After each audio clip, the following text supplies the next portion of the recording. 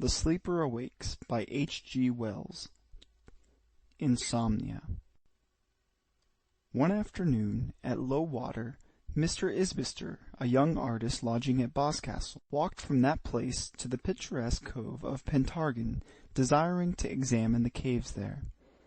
Halfway down the precipitous path to the Pentargon beach, he came suddenly upon a man sitting in an attitude of profound distress beneath a projecting mass of rock. The hands of this man hung limply over his knees, his eyes were red and staring before him, and his face was wet with tears. He glanced round at Isbister's footfall. Both men were disconcerted, Isbister the more so, and, to override the awkwardness of his involuntary pause, he remarked with an air of mature conviction that the weather was hot for the time of year. "Very," answered the stranger shortly, hesitated a second, and added in a colorless tone, "I can't sleep." Isbister stopped abruptly. "No?" was all he said, but his bearing conveyed his helpful impulse. "It may sound incredible," said the stranger, turning weary eyes to Isbister's face, and emphasizing his words with a languid hand, "but I have had no sleep at all, for 6 nights. "Had advice?" "Yes, bad advice for the most part. Drugs. My nervous system. They're all very well for the run of people. It's hard to explain. I dare not take sufficiently powerful drugs." "That makes it difficult," said Isbister. He stood helplessly in the narrow path, perplexed what to do. Clearly the man wanted to talk. An idea natural enough under the circumstances prompted him to keep the conversation going. "I've never suffered from sleeplessness myself," he said in a tone of commonplace gossip, "but in those cases I have known, people have usually found something. I dare make no experiments." He spoke wearily. He gave a gesture of rejection, and for a space both men were silent. "Exercise?" suggested Isbister diffidently, with a glance from his interlocutor's face of wretchedness to the touring costume he wore.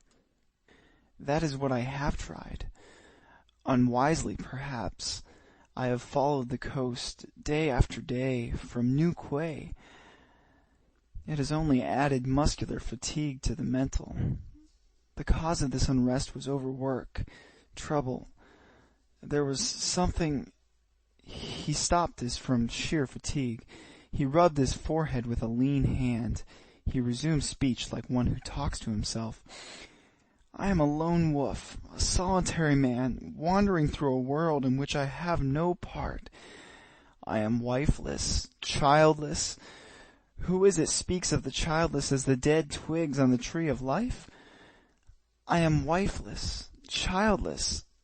I could find no duty to do, no desire even in my heart. One thing at last I set myself to do. I said, I will do this, and to do it, to overcome the inertia of this dull body, I resorted to drugs. Great God, I've had enough of drugs. I don't know if you feel the heavy inconvenience of the body, its exasperating demand of time from the mind. Time, life, live! We only live in patches. We have to eat, and then comes the dull digestive complacencies or irritations. We have to take the air, or else our thoughts grow sluggish, stupid, run into gulfs and blind alleys. 1,000 distractions arise from within and without, and then comes drowsiness and sleep. Men seem to live for sleep. How little of a man's day is his own, even at the best! And then come those false friends, those thug helpers, the alkaloids that stifle natural fatigue and kill rest. Black coffee, cocaine." "I see," said Isbister. "I did my work," said the sleepless man with a querulous intonation. "And this is the price?" "Yes." For a little while the two remained without speaking. "You cannot imagine the craving for rest that I feel, a hunger and a thirst For 6 long days since my work was done, my mind has been a whirlpool, swift, unprogressive, and incessant, a torrent of thoughts leading nowhere, spinning round swift and steady. He paused. Towards the gulf. You must sleep, said Isbister decisively, and with an air of remedy discovered. Certainly you must sleep. My mind is perfectly lucid. It was never clearer. But I know I am drawing towards the vortex. Presently... Yes? You have seen things go down an eddy, out of the light of the day, out of this sweet world of sanity, down...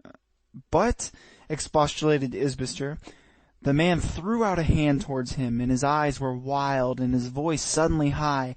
I shall kill myself, if in no other way, at the foot of yonder dark precipice. There, where the waves are green, and the white surge lifts and falls, and that little thread of water trembles down. There, at any rate, is sleep. That's unreasonable, said Isbister, startled at the man's hysterical gust of emotion. Drugs are better than that. There, at any rate, is sleep, repeated the stranger, not heeding him. Isbister looked at him. It's not a cert, you know, he remarked. There's a cliff like that at Lulworth Cove, as high, anyhow, and a little girl fell from the top to the bottom, and lives today sound and well. But those rocks there, one might lie on them rather dismally through a cold night, broken bones grating as one shivered, chill water splashing over you, eh? Their eyes met.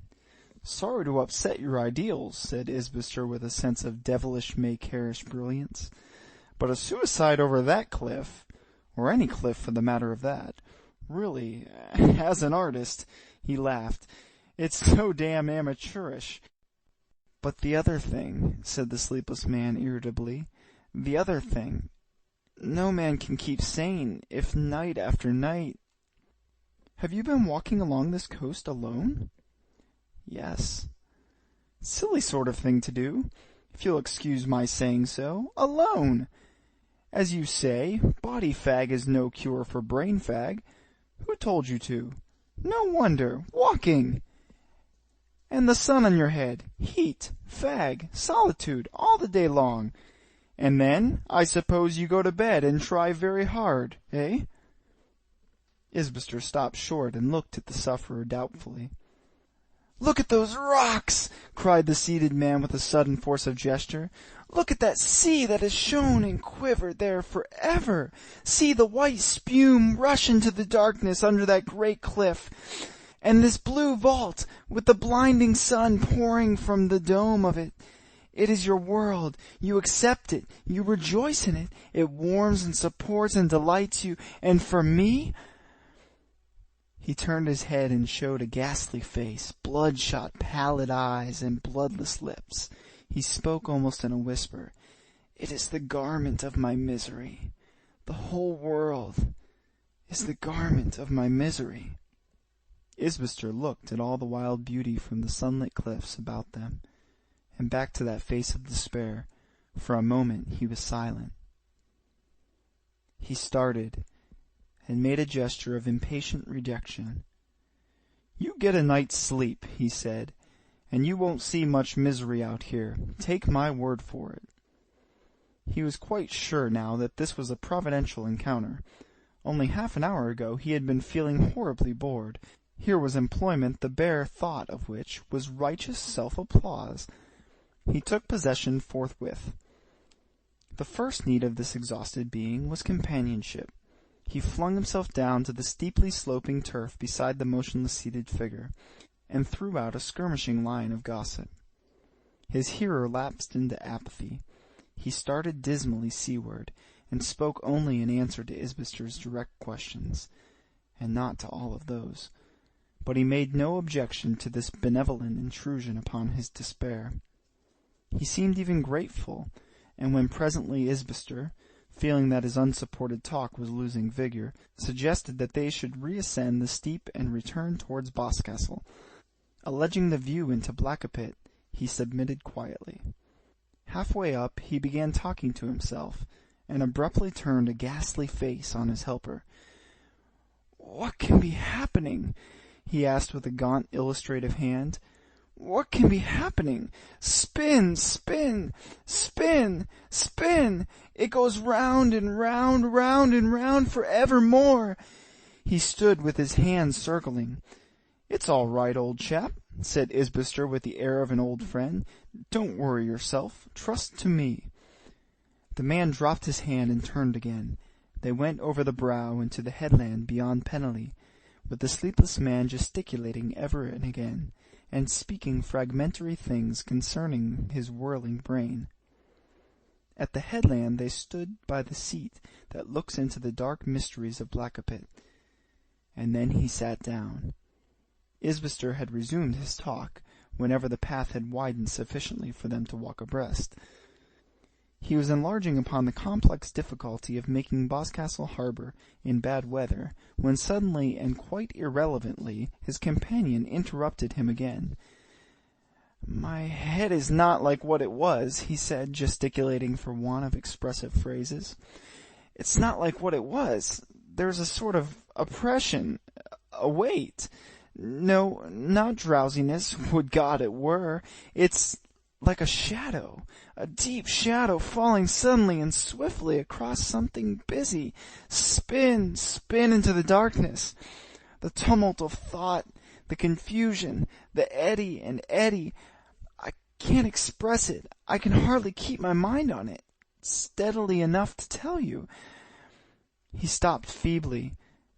"Don't trouble, old chap," said Isbister. "I think I can understand, at any rate. It don't matter very much just at present about telling me, you know." The sleepless man thrust his knuckles into his eyes and rubbed them. Isbister talked for a while this rubbing continued, and then he had a fresh idea. "Come down to my room," he said, "and try a pipe. I can show you some sketches of this Blackapit, if you'd care." The other rose obediently and followed him down the steep. Several times Isbister heard him stumble as they came down, and his movements were slow and hesitating. "Come in with me," said Isbister, "and try some cigarettes, and the blessed gift of alcohol, if you take alcohol." The stranger hesitated at the garden gate. He seemed no longer aware of his actions. "I don't drink," he said slowly. Coming up the garden path, and after a moment's interval repeated absently, "No, I don't drink. It goes round. Spin. It goes spin." He stumbled at the doorstep and entered the room with the bearing of one who sees nothing. Then he sat down heavily in the easy-chair, seemed almost to fall into it. He leant forward with his brows in his hands and became motionless. Presently he made a faint sound in his throat. Isbister moved about the room with the nervousness of an inexperienced host, making little remarks that scarcely required answering. He crossed the room to his portfolio, placed it on the table, and noticed the mantel clock. "I don't know if you'd care to have supper with me," he said, with an unlighted cigarette in his hand, his mind troubled with ideas of a furtive administration of chloral. "Only cold mutton, you know, but passing sweet. Welsh, and a tart, I believe." He repeated this after a momentary silence. The seated man made no answer. Isbister stopped, match in hand, regarding him. The stillness lengthened. The match went out. The cigarette was put down, unlit. The man was certainly very still. Isbister took up the portfolio, opened it, put it down, hesitated, seemed about to speak. "Perhaps," he whispered doubtfully. Presently he glanced at the door and back to the figure. Then he stole on tiptoe out of the room, glancing at his companion after each elaborate pace. He closed the door noiselessly. The house door was standing open, and he went out beyond the porch, and stood where the monk should rose at the corner of the garden bed. From this point he could see the stranger through the open window, still and dim, sitting head on hand. He had not moved. A number of children going along the road stopped and regarded the artist curiously. A boatman exchanged civilities with him. He felt that possibly his circumspect attitude and position looked peculiar and unaccountable. Smoking, perhaps, might seem more natural. He drew the pipe and pouch from his pocket, filled the pipe slowly. "I wonder," he said, with a scarcely perceptible loss of complacency. "At any rate, one must give him a chance." He struck a match in the virile way and proceeded to light his pipe. He heard his landlady behind him, coming with his lamp lit from the kitchen. He turned, gesticulating with his pipe, and stopped her at the door of his sitting-room. He had some difficulty in explaining the situation in whispers, for she did not know he had a visitor. She retreated again with the lamp, still a little mystified, the judge, from her manner, and he resumed his hovering at the corner of the porch, flushed and less at his ease. Long after he had smoked out his pipe, and when the bats were abroad, curiosity dominated his complex hesitations, and he stole back into his darkling sitting-room. He paused in the doorway. The stranger was still in the same attitude, dark against the window. Save for the singing of some sailors aboard one of the little slate-carrying ships in the harbor, the evening was very still. Outside, the spikes of monkshood and delphinum stood erect and motionless against the shadow of the hillside. Something flashed into Isbister's mind. He started, and leaning over the table, listened. An unpleasant suspicion grew stronger, became conviction. Astonishment seized him, and became dread. No sound of breathing came from the seated figure. He crept slowly and noiselessly around the table, pausing twice to listen. At last he could lay his hand on the back of the armchair. He bent down until the two heads were ear to ear. Then he bent still lower to look up at his visitor's face. He started violently and uttered an exclamation. The eyes were void spaces of white. He looked again and saw that they were open and with the pupils rolled under the lids. He was afraid. He took the man by the shoulder and shook him. "Are you asleep?" he said, with his voice jumping, and again, "Are you asleep?" A conviction took possession of his mind that this man was dead. He became active and noisy, strode across the room, blundering against the table as he did so, and rang the bell. "Please bring a light at once," he said in the passage. "There is something wrong with my friend." He returned to the motionless seated figure, grasped the shoulder, shook it, shouted. The room was flooded with yellow glare as his landlady entered with the light. His face was white as he turned, blinking towards her. "I must go fetch a doctor," he said.